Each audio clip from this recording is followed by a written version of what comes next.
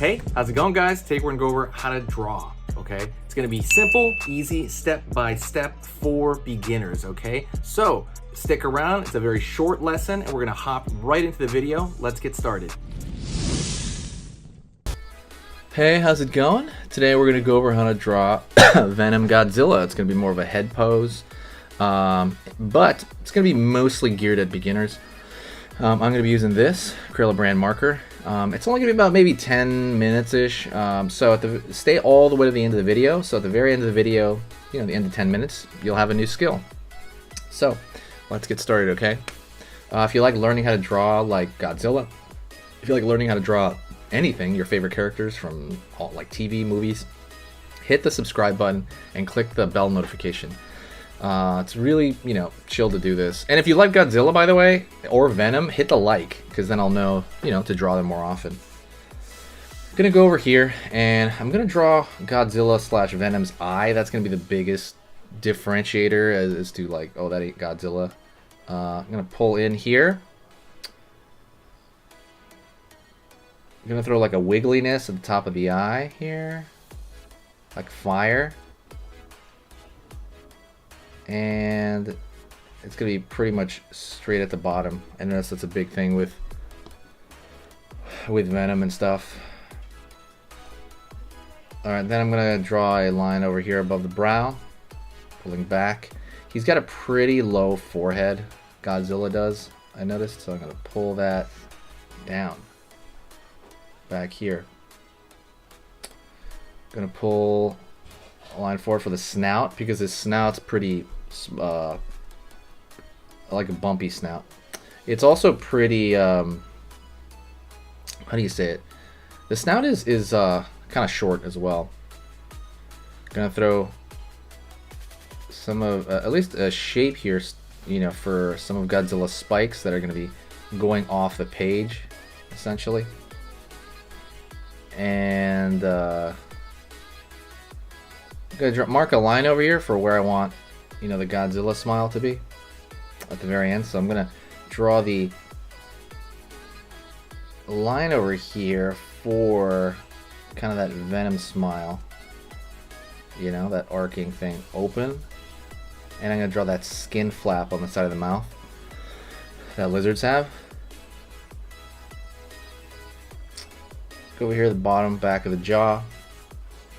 And you're gonna guess that most of this is gonna be teeth. So I'm gonna start over here. Maybe draw them smaller than you would think. The reason you want to draw them smaller is because Godzilla is a kaiju and he's huge. So I mean, they're gonna be various sizes, but when teeth are smaller, it makes the animal look a lot bigger sometimes. Not always, but especially with something that like his scale, I think it might be a good idea to like keep them smaller than you would think. It doesn't have to be real small, right? They're not small, but smaller than you would imagine. I think it'd be a good idea. So we drop the top row here, and now we're just gonna find the tongue, and we're gonna go nuts with that tongue. Change markers over a little bit. This one's just kind of dying a little bit. Going over here, and I have to follow the trail back to the tongue over here. And I'm going to find the teeth in the lower part of the jaw here. And I'm just going to put those in relatively quickly before the lip even. Even the back teeth over there, because we're going to follow this all the way back here. And there's going to be a back row of teeth because we're probably going to be looking up at this guy.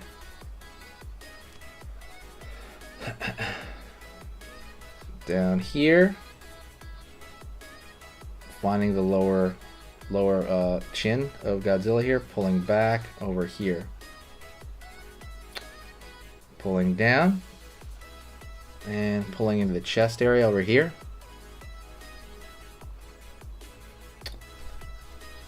Alright, again, we're not going to see a lot of his spikes, they're going to be over there.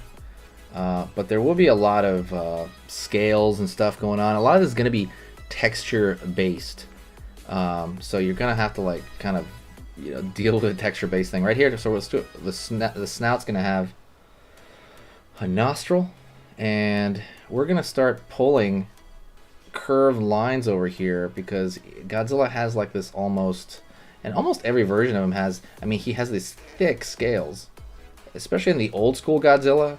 He has this, because I know they had to make it like the outfit or something, right, out of like felt. Let's pull a line over here for the lip. Most of him, his is going to be this, you know, I'm going to pull big scales for the back. With thinner lines, keep in mind, I'm trying to throw thinner lines in here.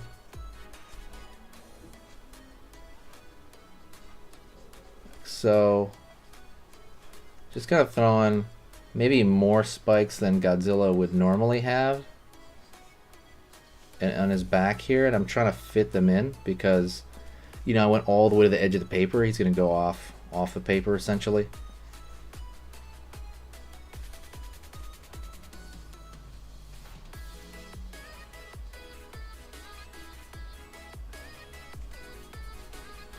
And I'm just going to trail it down there.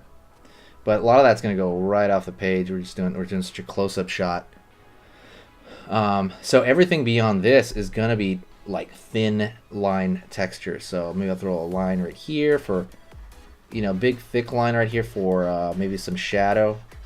That, you know, he would probably cast a pretty big shadow onto the top part of his neck there. And then everything else is going to be like, you know, like texture, right? Think of lizard texture. You can draw like lines down and then maybe curve. So when you throw these curves right here, it gives them a little bit of dimension as opposed to just drawing it straight across. You know, you're giving a little curve, like, you know, you can feel the object a little bit. Like, okay, cool. So that's like Godzilla's neck looks more kind of round, you know, with these thin lines as scales. You can do the same thing on this side as well. And we can more or less put it everywhere, which is kind of what I'm going to do, is I'm going to put it pretty much everywhere. Oops, it is.